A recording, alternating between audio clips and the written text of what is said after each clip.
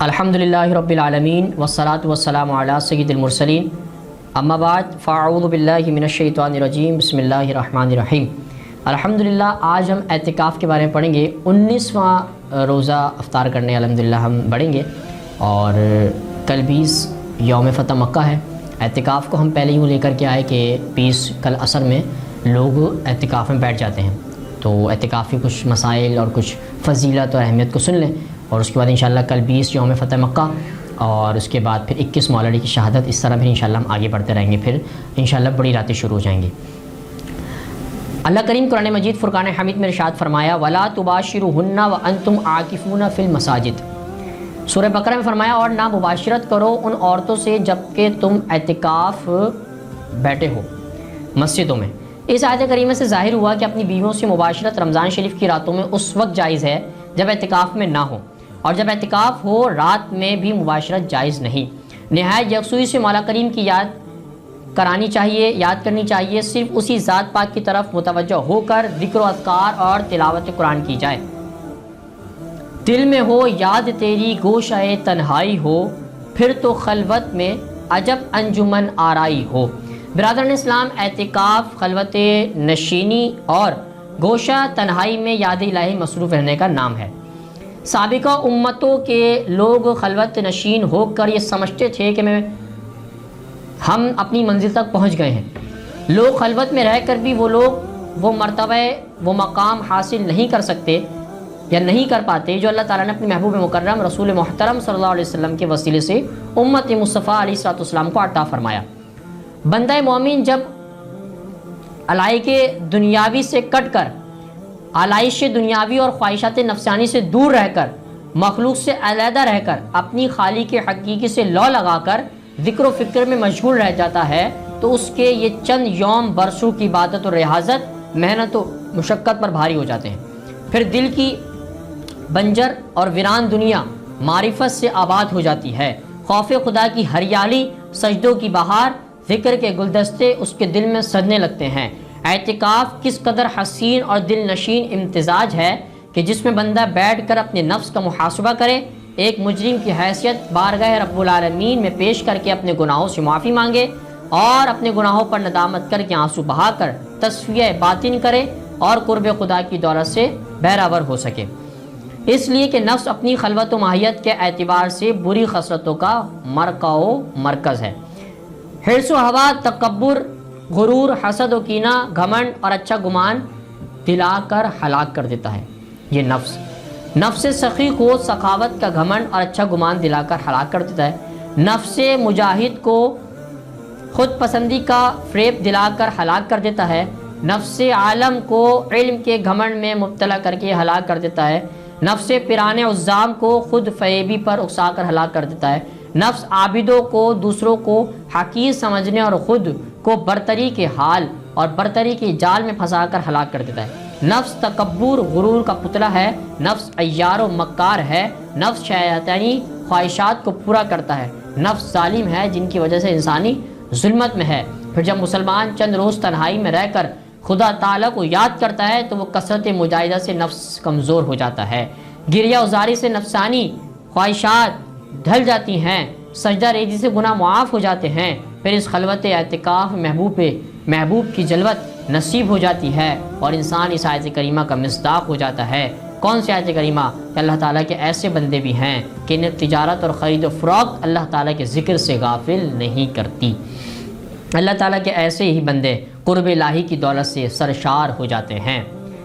یا رب تیری رحمت کا ملا جس کو سہارا، چمکا ہے ضرور اس کی مقدر کا ستارہ۔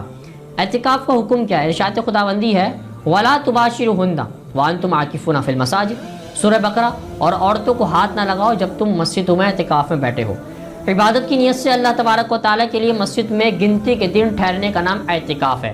اعتکاف کی 3 قسمیں: اعتکاف واجب، اعتکاف سنت، اعتکاف مستحب۔ اعتکاف واجب کیا ہے؟ اگر کوئی شخص منت مانے کہ اگر میرا کام ہو جائے گا تو اتنے دن میں اعتکاف کروں گا، جب یہ کام ہو جائے تو اتنے دن اعتکاف کرنا واجب ہے۔ دوسری اعتکاف سنت کے موقعہ، رمضان مبارک کے آخری عشرے کا اعتکاف سنت موقعہ ہے۔ 20 رمضان مبارک کو غروب آفتاب سے قبل مسجد میں داخل ہو جائیں اور 29 کو اگر عید کا چاند نظر آئے یا 30 روزے مکمل کر کے بعد مسجد سے نکلیں، یہ اعتکاف سنت موقدہ ہے اور یہ کفایہ ہے، یعنی اگر ایک آدمی بھی اعتکاف کر لے تو سب اہل محلہ اعتکاف سے بری ہو جائیں گے، اور اگر کوئی بھی اعتکاف نہ کرے تو سب گناہ گار ہوں گے۔ اس اعتکاف میں روزہ شرط ہے۔ اعتکاف مستحب کیا ہے؟ تیسری قسم وہ یہ ہے کہ اعتکاف کی نیت سے مسجد میں داخل ہو، جب تک مسجدوں میں رہے گا اعتکاف کا ثواب ملتا رہے گا۔ اعتکاف کی خصوصیت کیا ہے؟ حضرت علی ابن حسین رضی اللہ تعالیٰ عنہ اپنے باپ سیدنا امام حسین رضی اللہ تعالیٰ عنہ سے روایت کرتے ہیں کہ رسول اللہ صلی اللہ علیہ وسلم نے ارشاد فرمایا، جس شخص نے رمضان کے آخری عشرے میں اعتکاف کیا وہ ایسے ہے جیسے کہ اس نے 2 حج 2 عمرے کیے۔ سبحان اللہ، یہ آخری اعتکاف کی فضیلت ہے، آخری عشرے کی، یعنی جو ہمارے ہاں معاشرے میں عام ہے۔ مشکات شریف کی حدیث سے حضرت ابن عباس رضی اللہ تعالیٰ سے روایت ہے کہ رسول اللہ صلی اللہ علیہ وسلم نے ارشاد فرمایا کہ معتکف گناہوں سے محفوظ رہتا ہے اور اس کے لیے نیکیاں لکھی جاتی ہیں جتنی تمام نیکیاں کرنے والوں کے لیے ہیں۔ سبحان اللہ، اس حدیث مقدس سے اعتکاف کا فائدہ معلوم ہوا کہ معتکف گناہوں سے محفوظ ہو جاتا ہے، معتکف برائیوں سے لغو باتوں سے بچ جاتا ہے، معتکف جھوٹ اور غیبت سے بچ جاتا ہے، معتکف بوجہ اعتکاف جن نیک کاموں میں شامل نہیں ہو سکتا ان کا بھی اسے ثواب عطا کر دیا جاتا ہے، جہنم سے بھی دوری کا ذریعہ ہے۔ حضور سید عالم صلی اللہ علیہ وسلم نے ارشاد فرمایا، جو شخص اللہ تعالیٰ کے رضا کے لیے ایک دن اعتکاف میں بیٹھے گا، اللہ تعالیٰ اس شخص اور اس دوزخ کے درمیان 303 خندقوں جتنی آڑ بنا دے گا، جس کی مسافت زمین و آسمان کی مسافت سے بہت زیادہ ہے۔ تو معلوم ہوا اعتکاف رضا الہی کا ذریعہ ہے، اعتکاف جہنم سے دوری کا ذریعہ ہے، اعتکاف گناہوں سے بچنے کا ذریعہ ہے۔ مسائل اعتکاف پہ کچھ نظر ڈالتے ہیں۔ جب اعتکاف کریں نیت یہ کریں کہ میں اعتکاف اللہ تبارک و تعالیٰ کے لیے کرتا ہوں، اس کی رضا حاصل کرنے کے لیے، اس کی خوشنودی کے لیے، اور اس نیت کے ساتھ 20 رمضان المبارک کو عصر کے بعد سورج غروب ہونے سے قبل ایسی مسجد جس میں جماعت ہو یا جامع مسجد میں داخل ہو جائے، اور اپنے گھر کا کوئی حصہ یا کمرے کا کوئی حصہ مقرر کر لے۔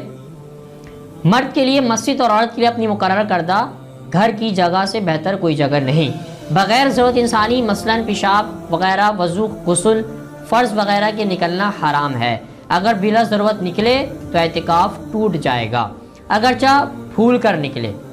اعتکاف کرنے والا دن رات مسجد میں ہی رہے گا، وہی کھائے، وہیں پیے گا، وہیں سوئے گا۔ معتکف کے علاوہ کسی شخص کو مسجد میں کھانے پینے سوائے سونے کی اجازت نہیں۔ اگر ایسا کرنا چاہے تو اعتکاف مستحب کی نیت کرے، مسجد میں داخل ہو تو اس کے لیے کھانے پینے اور سونے کی اجازت ہے۔ اعتکاف کرنے والا بالکل چپ نہ رہے اور نہ لوگوں سے بلا ضرورت بات کہے، ضرورت کی چیز منگوا سکتا ہے، دنیاوی گفتگو سے پرہیز کرے اور نماز، نوافل، تلاوت، دینی کتب کے مطالعہ اور ذکر الہی میں زیادہ سے زیادہ مشغول رہے۔ اعتکاف میں اس لیے چپ رہے کہ چپ رہنا ثواب ہے، یہ مکروہ تحریمی ہے، اور اگر وہ ایسے یعنی ثواب کی نیت کے بغیر چپ رہے تو حرج نہیں۔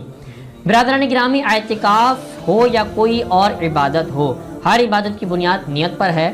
حضور نبی اکرم صلی اللہ علیہ وسلم نے ارشاد فرمایا، انما الاعمال بالنیات، تمام اعمال کا دار و مدار نیتوں پر ہے، لہذا جب اعتکاف کرے تو خالص رضا الہی کے لیے کرے، اور پھر اعتکاف میں جو چاہو اپنے اللہ کریم سے مانگ لو، تو چاہے اعتکاف کی نیت فقط رضا الہی کے لیے ہو۔ تو معلوم ہوا اعتکاف خالق حقیقی سے لو لگانے کا ذریعہ ہے، اعتکاف نفس امارہ کی سرکوبی کا ذریعہ ہے، اعتکاف قرب الہی کا ذریعہ ہے، اعتکاف تکبر و غرور سے نجات کا ذریعہ ہے، اعتکاف 2 حج مبرور اور 2 مقبول عمروں کا ذریعہ ہے، اعتکاف جہنم سے دوری کا ذریعہ ہے، اعتکاف گناہوں کی معافی کا ذریعہ ہے، اعتکاف درجات کے حصول کا ذریعہ ہے۔ اعتکاف ضرور کرے، رمضان شریف کے آخری عشرے میں کریں، اور اگر نہ ہو سکے تو مستحب اعتکاف بھی آپ کر سکتے ہیں، جس طرح میں نے اس کی قسم ذکر کری۔ اس کے بعد اعتکاف کی خلوتوں میں اللہ تبارک و تعالیٰ کی جلوت عطا فرمائے۔ اعتکاف کے جو معاملات ہیں وہ میں نے آپ کے سامنے ذکر کرے۔ اللہ تبارک و تعالیٰ ہمیں اعتکاف کے مسائل کو سمجھ کر اور اعتکاف کو نبی علیہ الصلوۃ والسلام کی سنت موقدہ کے مطابق عمل کر کے بیٹھنے کی توفیق عطا فرمائے، اللہ تبارک و تعالیٰ کا دیدار نصیب فرمائے، اور ہمیں رمضان اچھے طریقے سے گزار کے اس پہ عمل کر کے اور ان مسائل کو آگے دوسروں تک ذکر کرنے کی توفیق عطا فرمائے۔ وما علینا الا البلاغ المبین۔